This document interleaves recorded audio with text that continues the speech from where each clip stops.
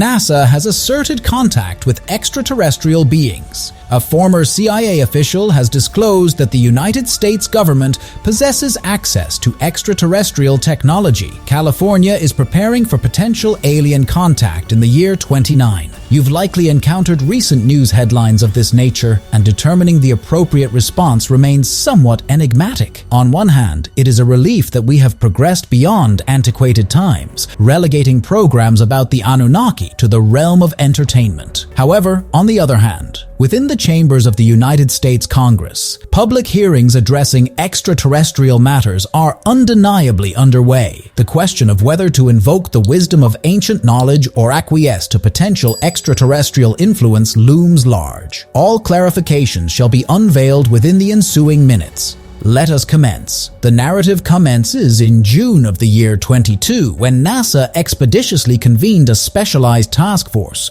to meticulously study unidentified flying objects, UFOs, or more precisely, unidentified aerial phenomena, UAPs. This decision was primarily catalyzed by NASA's initial resolution to disengage from the illustrious terminology of unidentified flying objects. This departure is, in part, attributed to the realization that not all accounts of sightings and evidence pertain to unequivocally discernible entities. Furthermore, the very nomenclature of UFO has the proclivity to engender conspiratorial conjecture. Irrespective, NASA has undergone a subtle metamorphosis in terminology. Instead of employing the nomenclature of unidentified flying objects, the preference now lies with the phrase unidentified aerial phenomena. Although this designation may lack the grandiosity associated with UFO, it arguably possesses superior aptitude. Additionally, it has not been promulgated with the same vigor amongst the general populace, preserving its status as a subject of empirical scrutiny. This dossier is under the custodianship of a commission inaugurated during the autumnal resplendence of 2022.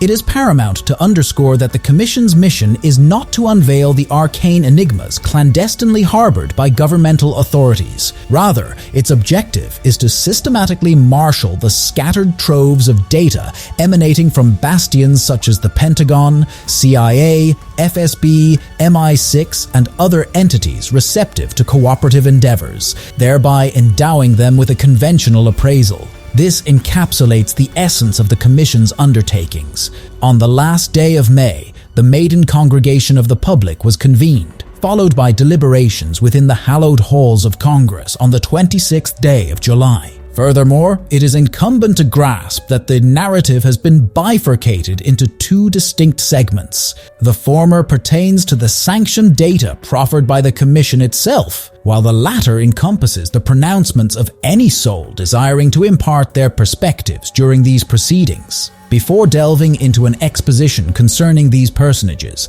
let us elucidate the incontrovertible facts. Amongst the repository of 800 UFO accounts extant at that epoch, the NASA panel adeptly expounded upon approximately 760 of them. During a particular convocation, visual documentation unveiled a U.S. Navy aircraft futilely endeavoring to intercept effulgent points traversing the expanse of the heavens. Subsequent revelations divulged that these points constituted ordinary luminous beacons adorning a commercial airliner. In the throes of a descent, the pilots found themselves ensnared in an optical illusion, inadvertently pursuing the illusory mirage. Sean Kirkpatrick, the director of the Anomaly Resolution Office of the U.S. Department of Defense, added that every month witnesses around 50 to 100 such enigmatic phenomena. Approximately 95 to 98% of these incidents are promptly elucidated, leaving only 2 to 5% without an accurate explanation,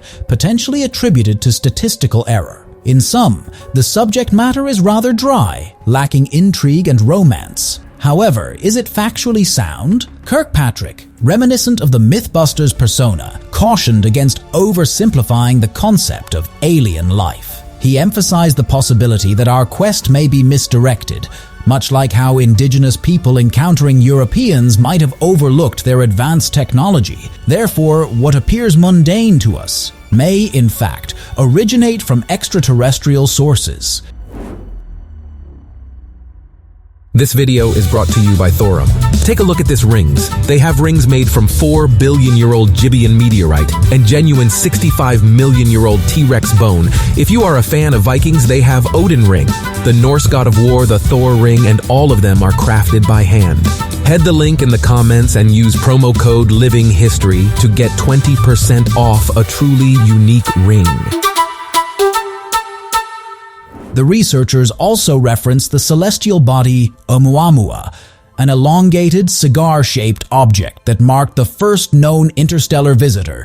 Nonetheless, the data does not suggest an artificial origin for Oumuamua. Instead, it hails from another star system. There is no definitive evidence supporting Oumuamua's artificial origins. On the contrary, all indications point to it being a conventional celestial rock. However, this perspective, as asserted by ufologists and those with a penchant for the arcane, prompts the consideration that within Oumuamua's exterior lies an unimaginable secret. Kirkpatrick and his colleague, Abraham Loeb, posit in their report that Oumuamua could theoretically function as an alien probe, perhaps deploying clandestine meteorological devices, such as the IM-2 meteor weighing 6 tons, which arrived on Earth in 2017. But before we burst into laughter, it's worth noting that even more outlandish theories exist in the realm of science. For instance, the conjectures that arose immediately following the Commission's official conclusions. First, attention turned to Gary Nolan, a distinguished doctor of science and professor emeritus at Stanford University. Unlike many ufologists, Nolan is not a faded scientist from a bygone era. His accolades include 40 patents, 300 scientific articles, and a current ranking among the top 25 talents at Stanford. In essence, he's a highly esteemed scientist. What's even more intriguing is Nolan's assertion at the meeting. He stated unequivocally that the probability of alien visits to Earth stands at 100%. Moreover, he asserted that aliens are currently present on Earth, and the government is well aware of their existence. Nolan's rationale is thought-provoking, to say the least. He disclosed that the CIA had enlisted his expertise in investigating the Havana Syndrome and other enigmatic activities potentially linked to extraterrestrials. Furthermore, he claimed that teams of engineers are actively dismantling alien spacecraft, striving to reverse engineer their technology. Interestingly, no authoritative refutations of Nolan's claims have been forthcoming from either the CIA or other government agencies. Instead, even the U.S. Presidential administration has acknowledged awareness of these developments and is closely monitoring the situation. This leaves us with two plausible scenarios, either the unlikely scenario that Gary Nolan is correct, or the more probable scenario that the government is leveraging the UFO discourse to divert public attention from more pressing issues. In July, during the congressional session, Nolan's narrative found continuity in the testimony of David Grush, a former CIA intelligence officer. Not just any intelligence officer, but one specializing in military space intelligence. David, at the age of 36, might seem a bit premature for such extraordinary claims. However, Grush parted ways with the agency in April of this year, citing his involvement with the UFO Commission as the catalyst for his departure. He asserted that the Commission held classified, substantial data undisclosed to the public. According to Grush, the first extraterrestrial craft crash-landed in 1933 in Italy, and Benito Mussolini concealed this fact. Near the end of World War II, the Vatican allegedly smuggled the wreckage to the United States for examination.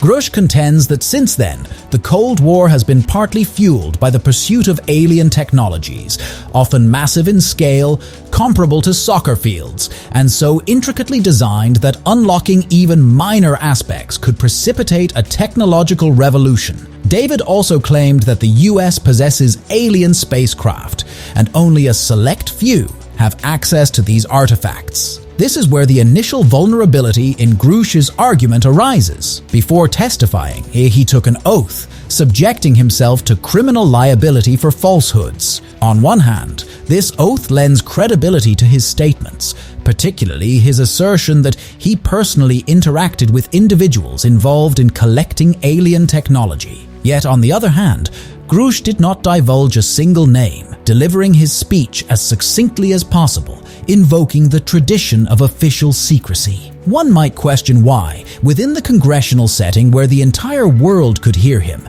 he refrained from disclosing names if the pursuit of truth was his paramount goal. The third contributor to the discourse on extraterrestrial matters was a consortium of scientists from the University of California. Unhesitatingly, they projected that contact with alien life would transpire in 2029. Their rationale rested on the premise that humanity's radio signals, employed for communication with technological devices, do not dissipate upon contact with the antenna, but persist in their journey through space. Consequently, the team embarked on an investigation to ascertain the destination of these radio signals. After all, we've launched spacecraft like Voyagers and Pioneers that have ventured far beyond Earth. The inquiry focused on where exactly our radio signals were headed and whether they encountered stars or planets en route. Calculations suggested that the Pioneer 10 probe, launched in 1972 to study Jupiter, could have unwittingly transmitted a routine message toward a potentially habitable star in 1975. This particular white dwarf lies 27 light-years away, meaning that, theoretically, it could have received the message in 2022. Consequently, if extraterrestrial beings acted promptly and replied, their message would reach Earth by 2029. Although this may sound peculiar, it holds a degree of logic. Our region of space is by no means barren. Within a radius of only 20 light-years from Earth, numerous stars exist, potentially within the reach of our directional signals. The California scientists amassed statistics on NASA's transmitted messages, even crafting a map depicting their journey through space. By 2313, signals dispatched by Earth could be detected with sufficient precision by skilled astronomers in the vicinity of 222 stars. Similar data is accessible for Voyagers and other spacecraft. The next logical step, according to researchers, is configuring equipment to receive response signals from other stars. The initial search can commence as early as 2029. And, unlike many scenarios, we anticipate the signal's characteristics because advanced extraterrestrial civilizations would likely replicate our frequency and parameters when transmitting a reply. It's a fundamental law of nature, too straightforward to dismiss. While the world invests billions in deciphering signals that often defy comprehension, it is certainly worthwhile to explore more specific radio wave patterns. In essence, the high-profile media coverage of these events sometimes falls short of substantial revelations.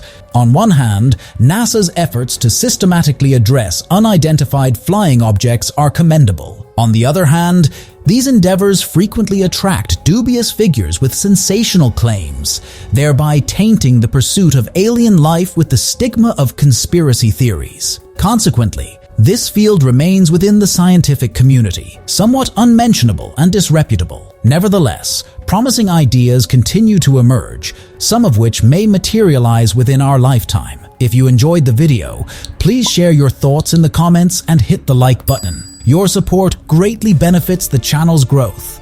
Thank you.